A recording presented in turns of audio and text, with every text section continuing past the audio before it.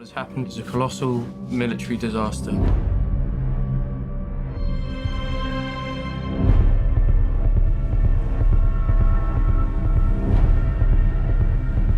We shall go on to the end.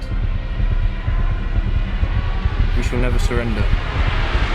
How's it going, everybody? Today I'm going to be reviewing the new film from Christopher Nolan, Dunkirk. Now, Dunkirk is the remarkable true story of a bunch of French and English soldiers trapped off the French coast, and where a bunch of English people, just the common folk, need to come and save these guys. Now, I was lucky enough to see this one actually opening night. I'm just getting my review of it now, just because I had a busy weekend, but I saw this opening night in IMAX 70mm. It was probably the best format to see this thing in.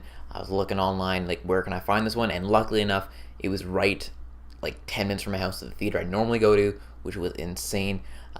Really lucky to see that. And weirdly enough, I had some celebrities in the audience. Both Vince Vaughn and Mel Gibson were there. They were filming a movie in Vancouver, so they decided to go to the theater up here to one of the IMAX theaters in Langley, BC. If you're from here, you know where that is.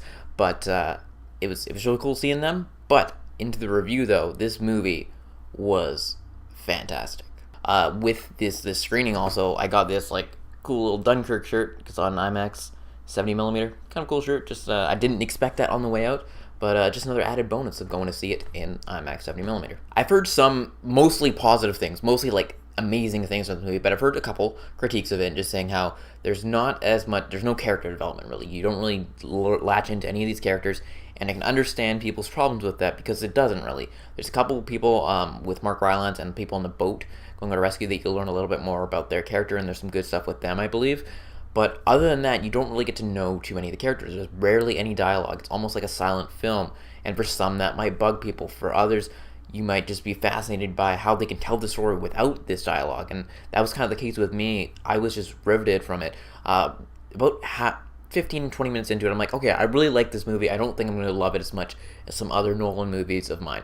But the way the movie is like structured, it just amps up in intensity. It's like a big wave coming. So you start off with these small waves, and it keeps going, and it gets bigger and bigger, and by the end of it, it just crescendos at such an amazing moment that it's thrilling, it's intense. It's just one of these fantastic movies that I think every film fan needs to see.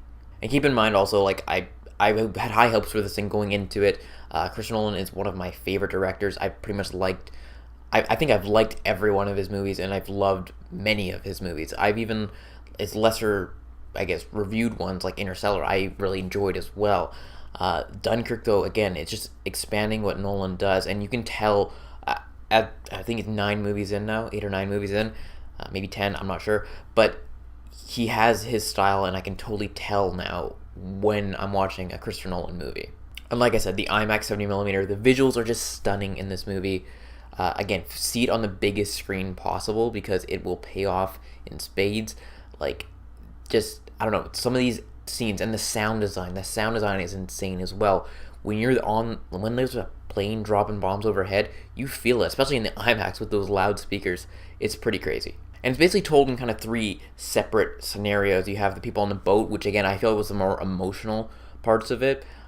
With Mark Rylance and everything, and he was really great in it. You have the people that are on the beach trying to get home in any way possible, where you do meet up with, I'm not sure all the actors' names, unfortunately, where you see Kenneth Branagh be there as the captain, and as well as, of course, from One Direction, Harry Styles is in this movie. And he's actually really, really good in the movie. I think he plays the part really well. No one seemed out of place, and it didn't take me out of it when I saw the guy. I mean, I don't really listen to their music or anything like that, but when I see him, I don't see the musician, I see the character, which is a good thing to see. And the third part of it is with Tom Hardy in the air, and some of those fighter scenes, like, they were intense, they were thrilling. It almost at times, again, you're not in 3D, but you feel like you're there, especially on these IMAX screens. It's thrilling, it's exciting, it's intense, it's emotional at times, this movie. I can't say enough good things about this movie. Again, I understand if this isn't for you. If you are someone who needs to have a character to follow and everything like that, and you know their backstory and everything like that, then maybe this movie isn't for you. Also, some people were complaining about, like, oh, why isn't it going to be rated R? War movies should be rated R. This didn't need to be rated R, in all seriousness. It doesn't need to see, you don't need to see the limbs flying everywhere in order for this to be intense and thrilling. It works on this PG-13 or like PG rating, I think in Canada even. It works. So with all that said, the performances were great, the action was great, the dramatic scenes were great. Again, it just ramps up in intensity from start to finish. It's a visual masterpiece, I'd have to say. Like, again, the cinematography is just stunning.